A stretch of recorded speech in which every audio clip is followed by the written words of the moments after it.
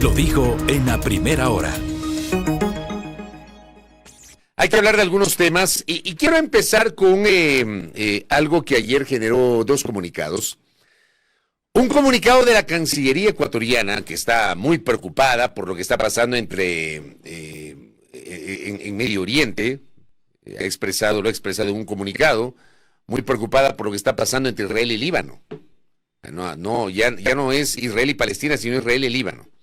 Pero en cambio no están preocupados por la situación de la vicepresidenta.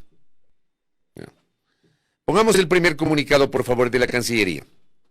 Ok, ayer la Cancillería emite este comunicado, donde dice que el Ministerio de Relaciones Exteriores y Movilidad Humana comunica a la ciudadanía que ante la escalada de tensiones entre Israel y Líbano, las aerolíneas turcas Turkish Airlines y Sun Express, al igual que Lufthansa y Air France, han suspendido temporalmente todos sus vuelos hacia el aeropuerto internacional Rafik Hariri en Beirut, en Líbano. Ante ese escenario, dice la nota, el Ministerio de Relaciones Exteriores y Movilidad Humana exhorta a los ciudadanos ecuatorianos que se encuentran en el Líbano a abandonar ese país de manera inmediata con la finalidad de precautelar sus vidas y recomienda tomar las precauciones debidas para planificar la salida oportuna de ese país, utilizando los medios de transporte aún disponibles. De igual manera, se insta a los ciudadanos ecuatorianos a suspender los viajes planificados al Líbano y a esa región mientras persiste el conflicto armado, ya que no existe certeza de lo que pueda ocurrir durante las acciones en respuesta de los ataques anunciados por el Estado de Israel. Los ciudadanos ecuatorianos pueden tomar contacto con la sección consular de la Embajada de Ecuador en Turquía, concurrente ante el Líbano, y ahí aparece un teléfono de emergencia y un correo electrónico. Gracias, don Robert. ¿Qué nota en ese comunicado?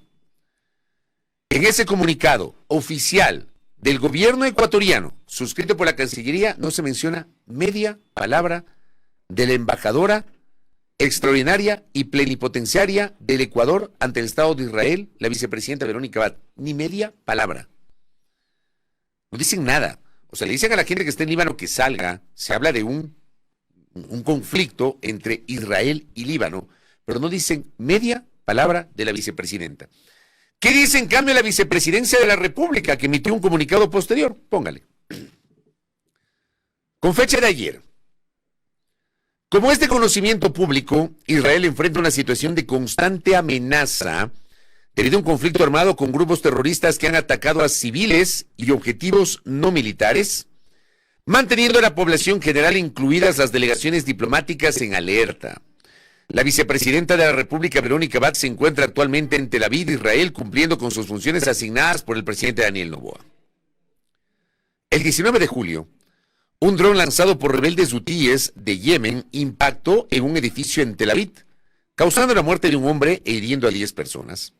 Este ataque ocurrió en una zona donde se encuentran embajadas y consulados y cuya ratio de onda expansiva incluye la embajada de Ecuador, pese a lo cual en esta ocasión no hubo afectaciones a nuestras oficinas y personal.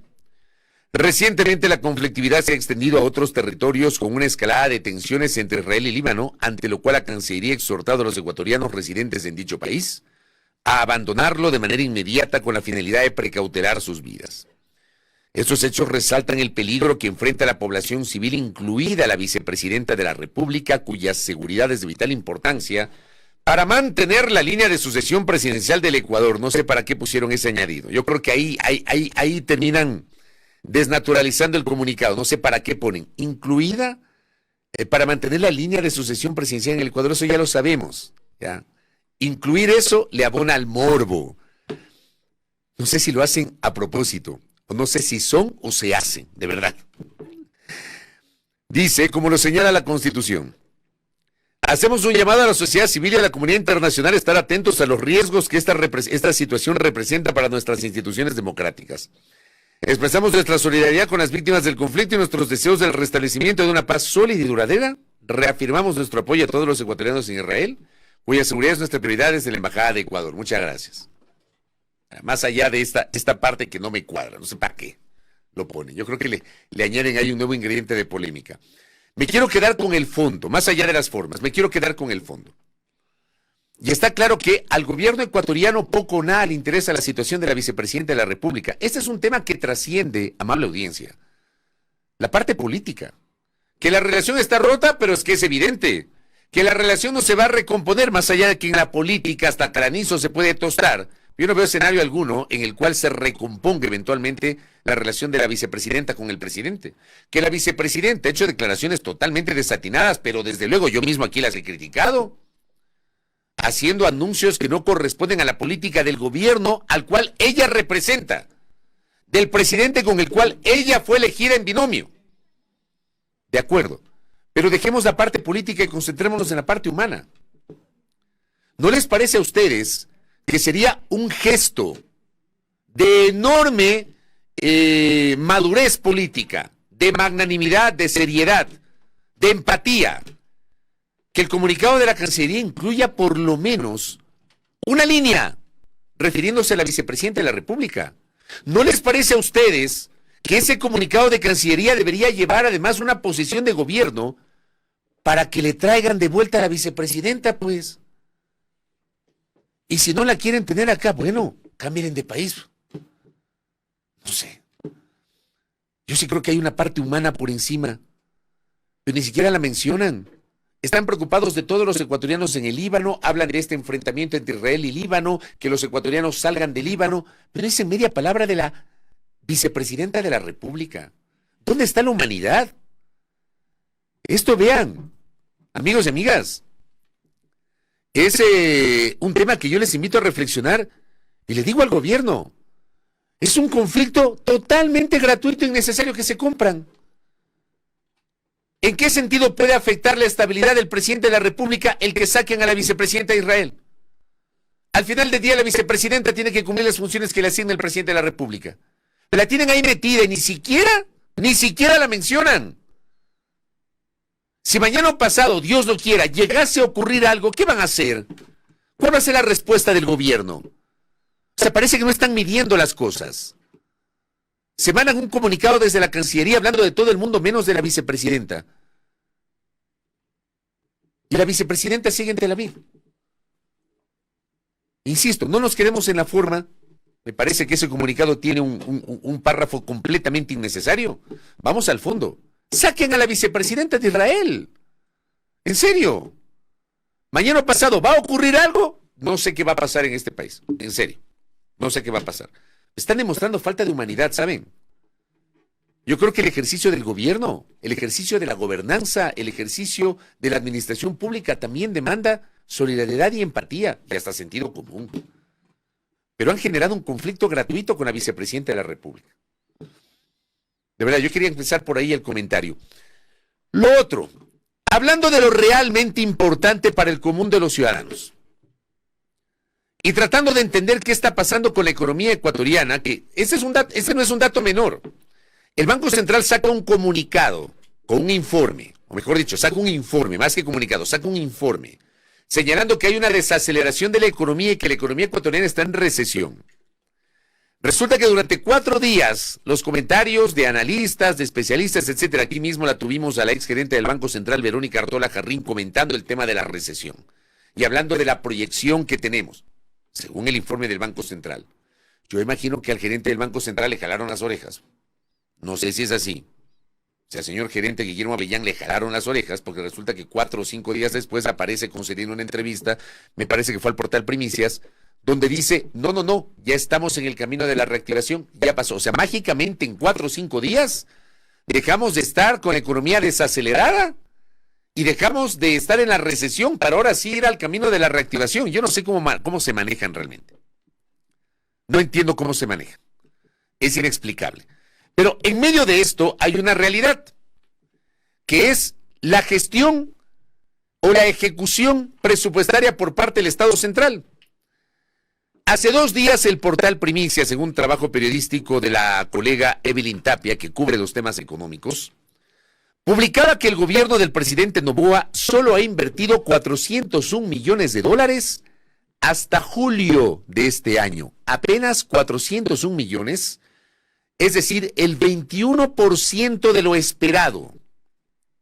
Dice la nota, la inversión pública todavía no despega y ojo, hoy se termina el 7º mes del año. Ya mañana será agosto. Hemos pasado más de la mitad del ejercicio fiscal del 2024. La inversión pública no despega, dice la nota, pese a los ofrecimientos del gobierno de Daniel Noboa. El Ministerio de Finanzas asignó 1.874 millones de dólares para obras y proyectos en el Plan Anual de Inversiones, el PAI de 2024. Pero hasta el 29 de julio, hasta anteayer, que se desarrolla este reporte, las entidades del Estado solo gastaron 401 millones, es decir, apenas el 21% de lo esperado para todo el año. Eso contrasta con las cifras de ejecución del gobierno del entonces presidente Guillermo Lasso, quien hasta julio había gastado 600 millones de dólares en obra pública. Es decir, Lasso ejecutó el 28% de lo esperado para ese año, que eran 2.143 millones de dólares. O sea, ejecutados 401 millones de dólares. Falta por ejecutar 1.471 millones de dólares para el último tramo de este año. Agosto, septiembre, octubre, noviembre, diciembre, los últimos 5 meses del año. Es más, dice el reporte, los ministerios que tienen los presupuestos más altos para inversión, que son obras públicas, educación, salud y defensa, son los que menos han gastado en inversión en lo que va del 2024. O sea, yo me quedo loco leyendo esto. Sobre todo si hablamos de obras públicas, educación y salud. Me impresiona, porque si hay un presupuesto y hay un montón de necesidades, ejemplo, en el caso de la obra pública, vayan y miren el estado de la red estatal, que me he cansado de mencionar en este espacio, lo destrozada que está la red estatal.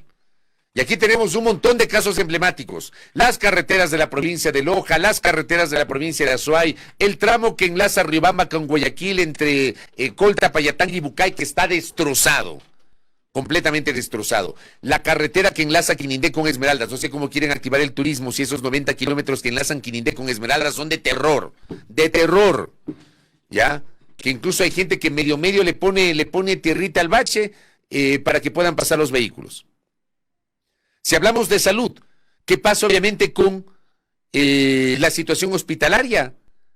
La falta de medicamentos, la falta de insumos, la falta de suficiente personal, no hay turnos en los hospitales. Vayan y pregunten a la gente que se quiere hacer atender en los hospitales públicos. Y en el tema de educación, lo de defensa yo lo ubico junto al tema de la seguridad y ya sabemos que incluso están pidiendo hasta donaciones en el ámbito de la seguridad. Pero resulta que esos sectores, ¿ya?, que tienen los presupuestos más altos de inversión, que suena bonito en el papel, son los que menos han gastado en inversión en lo que va del 2024. Los 4 han usado menos del 30% de sus presupuestos a julio de este año. Los 4.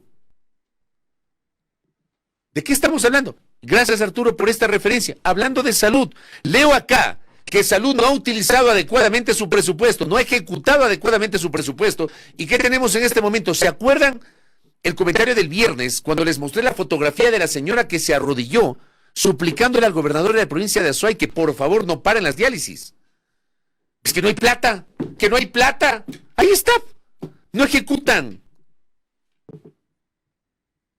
De hecho, dice la nota, el Ministerio de Defensa es el segundo con la peor ejecución de recursos. El peor. Defensa. ¿Qué pasó con la guerra contra la delincuencia, el combate a la inseguridad, los sucesivos estados de excepción, la salida de los militares a las calles? Luego del Ministerio de Trabajo, el Ministerio de Defensa solo ha ejecutado el 2% de su presupuesto. El 2%. En una crisis de seguridad. Cuando todo el año han sacado a los militares. Los militares han salido a las calles desde el 8 de enero. Cuando declararon el estado de excepción, el primer estado de excepción del presidente Noboa. Hoy estamos en estado de excepción, en 7 provincias. Declarado a inicios de este mes. Apenas el 2% ejecutado defensa. 204 millones de dólares, dice la nota, en medio de la crisis de seguridad que golpea el Ecuador. Pese al aumento del IVA, la eliminación del subsidio a las gasolinas extra y Ecopaís, y después del primer desembolso del préstamo con el Fondo Monetario Internacional, el gobierno de Noboa no ha conseguido acelerar la inversión en obra pública.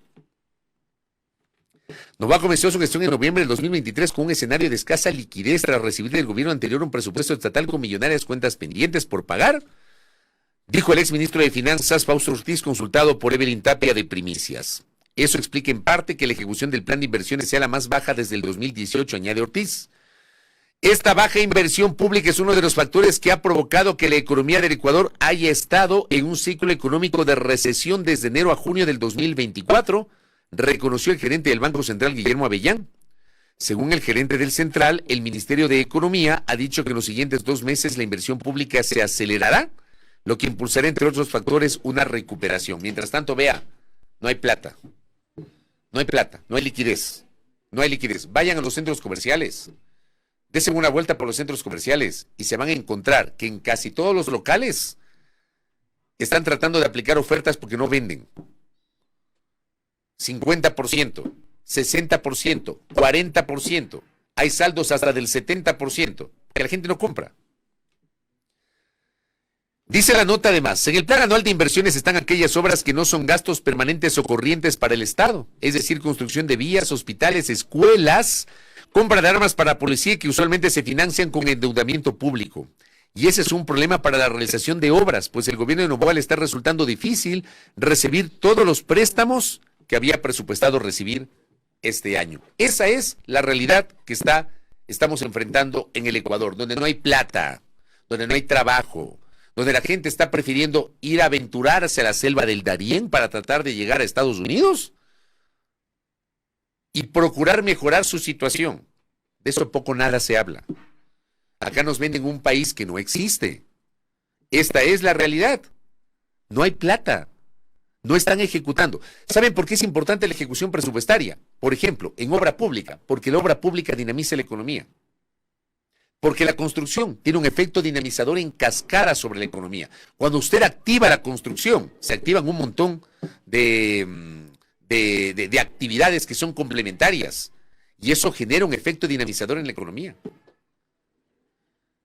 Pero además de esta baja ejecución presupuestaria, está claro que la economía está estancada porque, por ejemplo, la gente está comprando menos porque nos clavaron 3 puntos más del IVA, aunque nos digan que no, porque nos aumentaron el precio de la gasolina, aunque haya sido necesaria la medida desde la óptica de algunos sectores.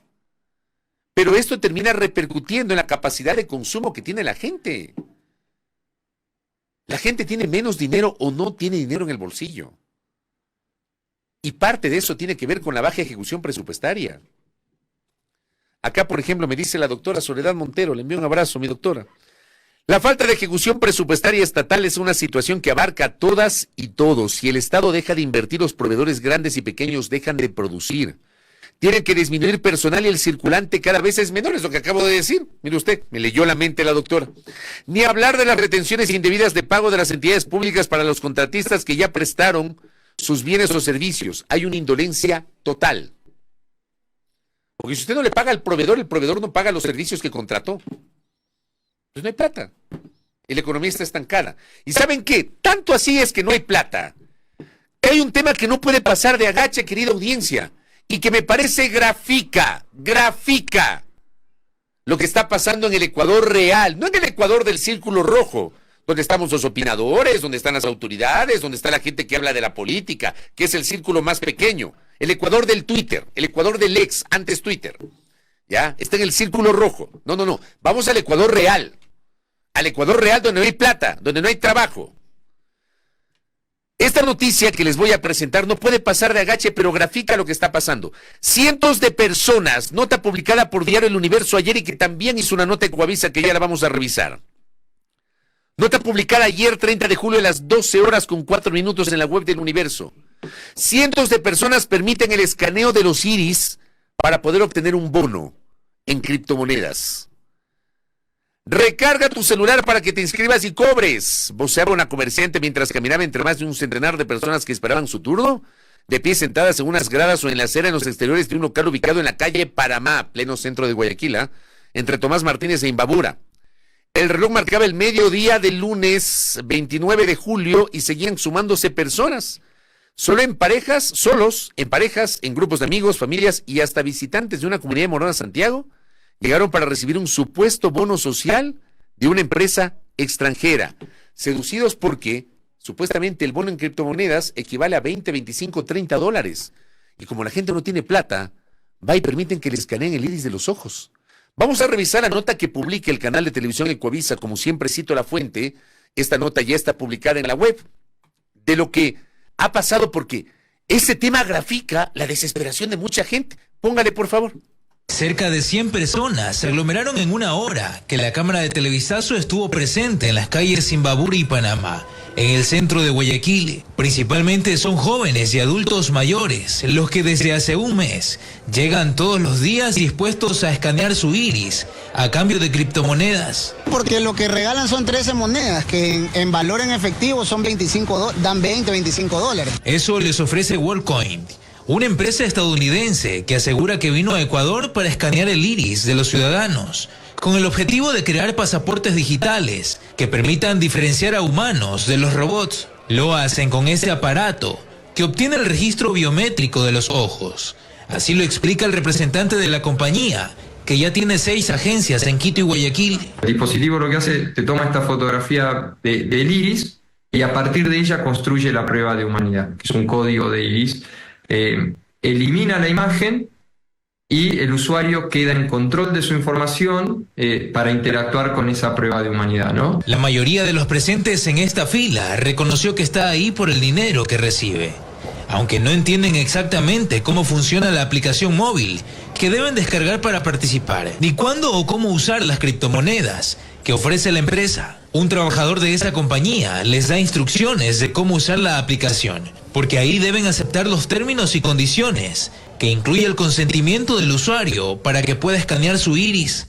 Este especialista en ciberseguridad del SPOL, consultado por Televisazo, concluye que los ciudadanos tampoco miden las consecuencias de lo que están haciendo. El iris es un dato personal del individuo, es decir, como la huella digital. En ese momento ya debe ser un dato íntimo de cualquier individuo. Debe estar almacenado en un repositorio único a nivel de una organización. No sabemos exactamente dónde va a ir esa información, porque una empresa privada mañana puede descontinuarse, puede quebrar, y prácticamente ya no... ¿Qué hacen con esa información? WorldCoin ingresó al país a pesar de que su actividad ha sido cuestionada en 8 países por la vulnerabilidad de los datos personales de los ciudadanos. Por ejemplo, la Agencia Española de Protección de Datos paralizó sus actividades en marzo de este año.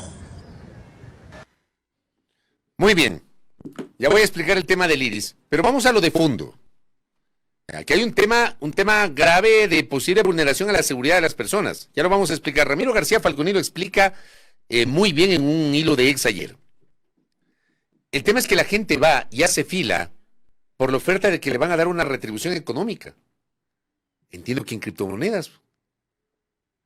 Arriesgan su seguridad personal con tal de recibir unos pesitos. Que no hay plata. ¿Me explico? Para mí eso es lo de fondo. Y por eso he querido presentarles este comentario. Gracias a Ligia Cobo Ortiz que me escribe. Me dice, la gente va por los $20. Así es. Las criptomonedas no están autorizadas para circular en el Ecuador. Qué buena referencia, Ligia. Las criptomonedas no están autorizadas. Me dice una persona que es abogada en derecho bancario y que sabe de estas materias. La gente va desesperada por recibir los $20, $25. Porque no tienen plata. Hay gente que se burla, ¿no? Del que menos tiene. No tienen idea lo que son $20 para gente humilde. En un país en donde, este dato siempre lo mencionaba en Irreverentes el José Cañizares, 3 millones de ecuatorianos vive con $1 diario. ¿Ya? Una cosa de locos. Pero vamos a explicarlo. ¿Qué dice Ramiro García Falconi? Esto es una barbaridad, dice, y la gente que entrega la información de su iris no tiene idea de lo que está haciendo. Explico las razones, dice el doctor. El iris es una característica biométrica única de cada persona. Al entregar esta información se puede comprometer a privacidad personal, ya que los datos biométricos pueden ser utilizados para identificar y rastrear a individuos sin su consentimiento. Si esos datos caen en manos equivocadas, podrían ser utilizados para suplantación de identidad o acceder a cuentas y servicios protegidos por medidas biométricas. Por ejemplo, usted tiene su celular, tiene su tablet, y muchas veces usted tiene ahí las aplicaciones de los teléfonos, digamos, las aplicaciones de los bancos donde tiene sus cuentas. Y hay este mecanismo de acceso biométrico para que usted pueda acceder a su cuenta. Me parece que es interesante la alerta que plantea Ramiro García. Una vez que se entrega la información biométrica, la persona pierde el control sobre cómo se usa, almacena o comparte. No hay garantías de que la empresa o entidad que recopile estos datos los proteja adecuadamente o no los utilice para fines no autorizados. A diferencia de contraseñas o números de identificación, los datos biométricos como el iris no se pueden cambiar si se ven comprometidos. Eso significa que una vez expuestos, la persona queda vulnerable de forma permanente. Pero eso no sabe la gente humilde que va y hace cola 2, 3, 4, 5 horas para que le escaneen el iris y pueda recibir $20. La gente va por la necesidad en un país en donde no hay plata, donde no hay trabajo. Como dice acá Pablito de los Reyes, le envío un abrazo. Y la gente está fuera de esos lugares de lectura de iris. Les cambian a dólares, pero les quitan comisión. Se hizo una cadena y eso pasa en Quito, en la zona de la Foch, y hay denuncias. ¿Quién controla eso? ¿Ah? ¿Quién controla eso? O sea, esto que publicó Ecoavisa y el Universo y que también lo estamos poniendo acá, debería ser materia inmediatamente de controles, porque para eso deberían saber las entidades de control. Pero vamos al fondo. Esto que acabo de presentar grafica la crisis económica que vive el Ecuador, la crisis de empleo, no hay plata, no hay circulante, la economía está estancada, la gente no tiene dinero. Y frente a esto, la gente dice, bueno, que me escanen porque no saben para qué sirve el iris. Deben mis $20. ¿Me explico? Una barbaridad.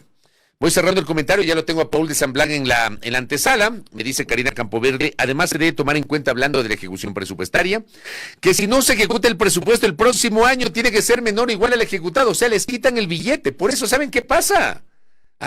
Entre noviembre y diciembre, antes del 15 de noviembre, están apuraditos haciendo contratos de última hora, sacando algunos por régimen especial, rapidito para tratar de ejecutar. Tienen todo el año y no lo hacen. Es lo que pasa. Le envío un abrazo también a María Fernanda Perrone. Fernandita, hoy también he estado de cumpleaños, vea usted. Carlita Ibáñez de cumpleaños, mi hijo Fabricio Andrés de cumpleaños, María Fernanda Perrone, 44 añitos de risueña existencia para la Maffer. Le envío un abrazo a mi querida colega de la fraterna Radio Élite de Guayaquil. Un abrazo para usted, Moniquita Costa Vaca, que también reporta sintonía. Cierro el comentario, ya vamos a seguir, tenemos interesante agenda. Ya mismo a Paul de San Blanc para hablar de la situación interna de Izquierda Democrática. Luego Ferdinand Álvarez, asambleísta independiente, ex Revolución Ciudadana. Y luego estaremos hablando con Andrea Flores Andino sobre los índices de siniestralidad en el contexto de la salud pública. Primera plana. Todas las noticias, todas las voces.